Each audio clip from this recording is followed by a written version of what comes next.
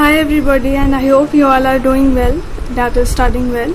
And in the last two videos we have discussed what is strategy and what is the vision, and today we'll be doing what is mission. Okay, so we have done with vision and today we'll be discussing the topic of mission. So yeah, we have done till here, vision is completed, and so this is it. Let's begin with the notes.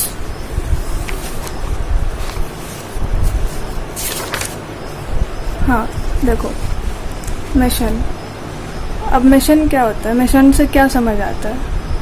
Mission मतलब एक लक्ष्य. जैसे mission मंगल देखे होंगे, उसमें क्या mission था उसका कि मंगल पे जाना है, मार्स पे जाना है. ठीक है, अब सबका सारा ऑर्गेनाइजेशन का अलग अलग मिशन होता है. ठीक है, अब आप लोग का क्या मिशन है? इंटरमीडिएट क्लियर करना. ठीक है, वैसे ही कंपनी का भी अलग एक मिशन होता है कि हाँ ये प्रोडक्ट है तो इसका क्या मिशन है, इस प्रोडक्ट को कहाँ तक ले जाना है. तो अब देखो इसका definition. Mission is the fundamental and enduring objective of an organisation that set it apart from other organisation of similar nature. ठीक है, मिशन एक फंडामेंटल ऑब्जेक्टिव है जो ऑर्गेनाइजेशन का, जो कि उसको बाकी सिमिलर ऑर्गेनाइजेशन से थोड़ा अलग कर देता है. ठीक है, क्योंकि सारा ऑर्गेनाइजेशन का एक ही मिशन तो नहीं हो सकता है. बहुत का होता है कि टर्नओवर ज़्यादा जनरेट करना, बहुत का होता है कि वैल्यू ऐड करना है कंज्यूमर के लाइफ में. ठीक है, सबका मिशन अलग होता है. अब the mission of a firm define its reason for existence. Yes, this is very much true. एक फर्म या फिर एक ऑर्गेनाइजेशन का जो मिशन होता है वही डिफाइन करता है कि ये फर्म और या फिर ये ऑर्गेनाइजेशन एग्जिस्ट क्यों कर रहा है, किस वजह से एग्जिस्ट कर रहा है. ठीक है, क्या इसका मिशन है. Okay, and then what is a company mission. Company का मिशन क्या होता है? The mission of a business is the fundamental and unique purpose. See like I said, सबका अलग अलग मिशन होता है, वैसे ही कंपनी का भी एक मिशन होता है. तो क्या होता है?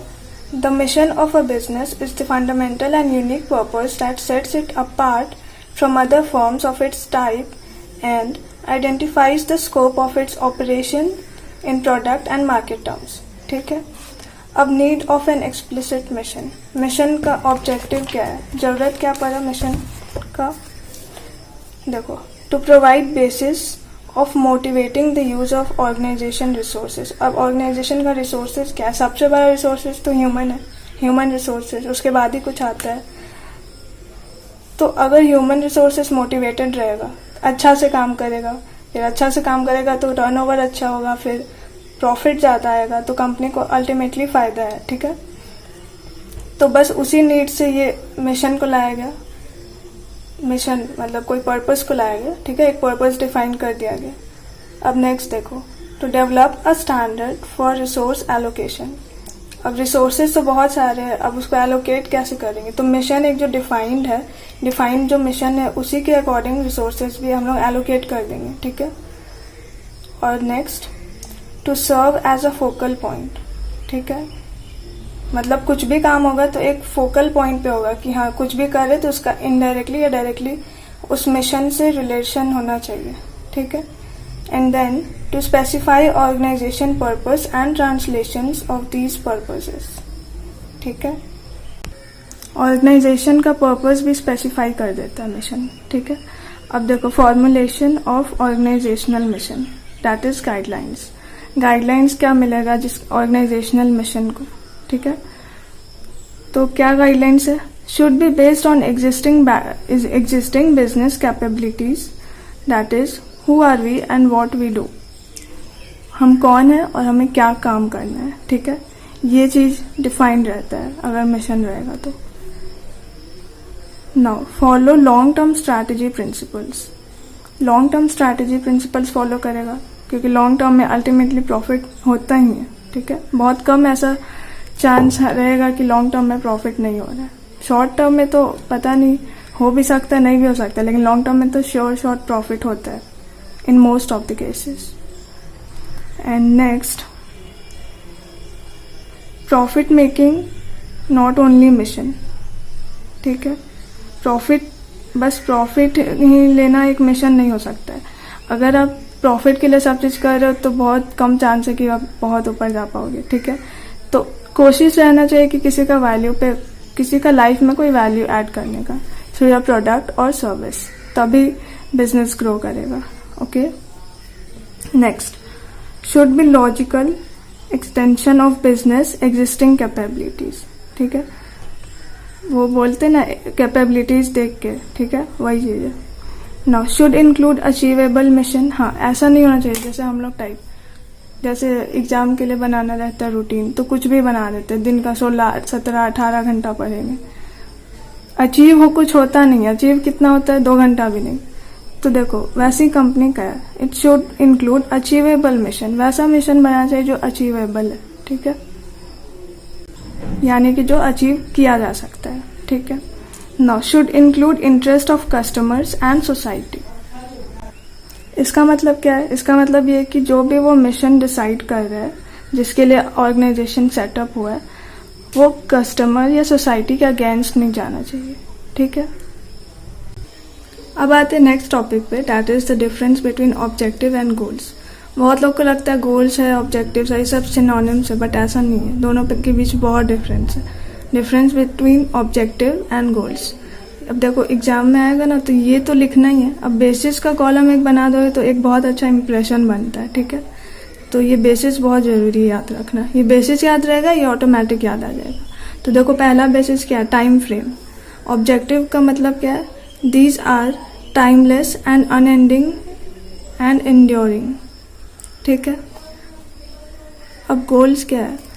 These are temporal, time phased and intended to be superseded, ठीक है। अब देखो स्पेसिफिसिटी। स्पेसिफिसिटी क्या है ऑब्जेक्टिव का? It is stated in broad general terms and dealing with matters of image, style and self perception, ठीक है। और वही गोल्स का क्या है? Much more specific. Goals should be much more specific and stated in terms of a particular result that will be accomplished by a specific date. ये गोल थोड़ा specific way में लिखा जाता है, ठीक है। अब नाउ नेक्स्ट, फोकस। फोकस के बेसिस पे कैसे डिफरेंशिएट करेंगे? Objectives are usually stated in terms of some relevant environment which is external to organisation, okay. And goals क्या है? Goals are more internally focused and carry important implications. Goals बनेगा तो वो organisation का internal affairs पे ज़्यादा focus रहता है, ठीक है। और ऑब्जेक्टिव का क्या होता है? एक्सटर्नल इन्वायरमेंट पे, ठीक है। अब मेजरमेंट के बेसिस पे, measurement, objectives are set in relative terms. For example, Reliance Textiles has put its objectives to acquire top position among the Indian companies, ठीक है। तो वो ऑब्जेक्टिव सेट किया है कि इंडिया का जो भी कंपनी है उसमें रिलायंस टॉप पे रहेगा, रिलायंस टेक्सटाइल्स, ठीक है। तो ये मेजरमेंट है, तो मेजरमेंट के बेसिस पे ये ऑब्जेक्टिव है। अब गोल्स का क्या है? Goals are expressed in absolute terms. ये एकदम एब्सोल्यूट टर्म्स में, इसमें यहाँ डिफाइन नहीं ना है पूरा, बस रिलायंस बोला है कि हम इंडिया का कंपनी में टॉप पे रहेंगे, सारा जो भी इंडिया का कंपनी है। अब गोल्स क्या है? वो एब्सोल्यूट टर्म में डिफाइंड रहना चाहिए, ठीक है, एक्सप्रेस रहना चाहिए पूरा क्लियर कट। तो इसका एग्जांपल देखो, a company has stated goal to achieve 10% growth in its sales growth. तो ये पूरा क्लियर कट दिख रहा है हम लोग को, 10% होना चाहिए, ठीक है, ये 10% होना चाहिए। ये तो हम लोग को नहीं ना पता है एग्जैक्ट किस पोजीशन में होना चाहिए, कहाँ होना चाहिए, ये वो, बट ये पूरा क्लियर है, 10% ग्रोथ होना चाहिए, ठीक है। डिफरेंस हो गया। अब आओ यहाँ, now let's come to the next topic and that is policy. Policy क्या होता है? पहले से ही आप लोग को सब पता है, जैसे LIC का क्या पॉलिसी है, NICL का क्या पॉलिसी है, बैंक का क्या पॉलिसी है, सब सारा कंपनी या ऑर्गेनाइजेशन या इंस्टीट्यूशन सबका कुछ ना कुछ पॉलिसी होता है, ठीक है। अब पॉलिसी क्या है, उसको डिफाइन कैसे करेंगे? अब policy is a broad guideline for decision making that links the formulation of a strategy with its implementation, ठीक है। तो पॉलिसी क्या है, वो जो सारा गाइडलाइंस दिया रहता है ना डिसीजन मेकिंग का, उसको लिंक कर देता है इम्प्लीमेंटेशन के, ठीक है, इम्प्लीमेंटेशन में लिंक कर देता है जो भी स्ट्रैटेजी बना है, ठीक है।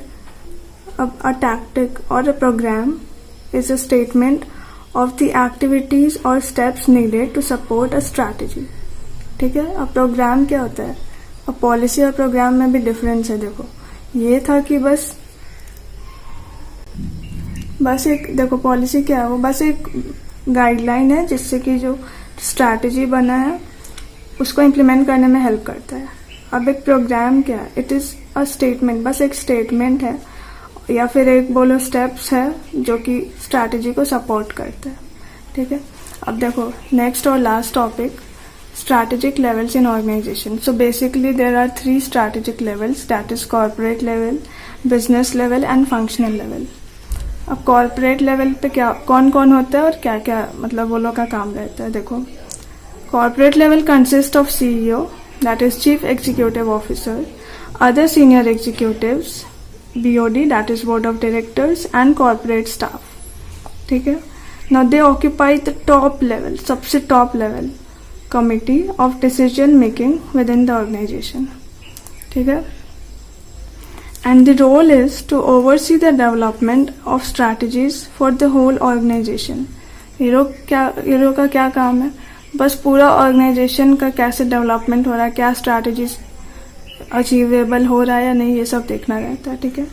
And defining mission and goals of organisation, तो यही लोग होते हैं जो ऑर्गेनाइजेशन का मिशन और गोल्स ये सब डिफाइन करते हैं। And defining and determining business objectives भी डिफाइन करने का काम यही लोग का है, ठीक है। अब एक एग्जांपल देखो, for example strategies form by Unilever limited would be at corporate level, ठीक है। यूनिलीवर लिमिटेड का जो स्ट्रैटेजी फॉर्म करेगा वो एक कॉर्पोरेट लेवल स्ट्रैटेजी हो जाएगा, ठीक है। अब नेक्स्ट आता है business level strategy. Business level में क्या होता है, principal general manager at business level और बिजनेस लेवल मैनेजर्स, ठीक है। जो इससे नीचे होता है ना पोस्ट में, वो लोग आता है बिजनेस लेवल, ठीक है। अब इनका रोल क्या है, role is to translate the general statements of direction and intent that come from corporate level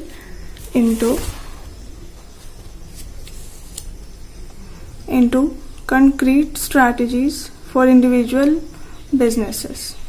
समझ आया। देखो जो कॉर्पोरेट लेवल से डिसीजन आता है वो लोग, तो बिजनेस लेवल वाला मैनेजर उसको इम्प्लीमेंट करता है, ठीक है। अब देखो थर्ड है functional level. Functional level managers, इसमें फंक्शनल लेवल मैनेजर्स आएगा। अच्छा wait a minute, I haven't given this example. So देखो बिजनेस लेवल का एग्जांपल क्या होगा, strategies formed by Quality Wall's, a subsidiary of Unilever limited would be at business level. देखो एक है ऑर्गेनाइजेशन जो है यूनिलीवर लिमिटेड, ये ठीक है। अब उसके अंडर बहुत सारा ऑर्गेनाइजेशन है, जैसे क्वालिटी वॉल्स हो गया, तो जो यूनिलीवर लिमिटेड कहलाएगा ये कॉर्पोरेट लेवल, और ये क्वालिटी वॉल्स कहलाएगा business level. Now come to functional level, ठीक है। These are also called operational level, ठीक है। एंड यहाँ पे ये लोग का रोल क्या होता है, रोल इज स्ट्रैटेजी इम्प्लीमेंटेशन, ठीक है। जो प्लान किए उसी को एग्जीक्यूट करने का, that is execution of corporate and business level plans, ठीक है। अब यहाँ देखो example, strategies formed for employ retention by human resource manager at Kwality Walls would be at functional level, ठीक है। एक हो गया यूनिलीवर लिमिटेड, ये हो गया कॉर्पोरेट लेवल पे, फिर बिजनेस लेवल पे आ गया उसका सब, उसके नीचे जो है उसका part that is quality walls, and उसके बाद आ गया क्वालिटी वॉल्स का ह्यूमन रिसोर्स मैनेजर, वो हो जाएगा फंक्शनल लेवल। Got it?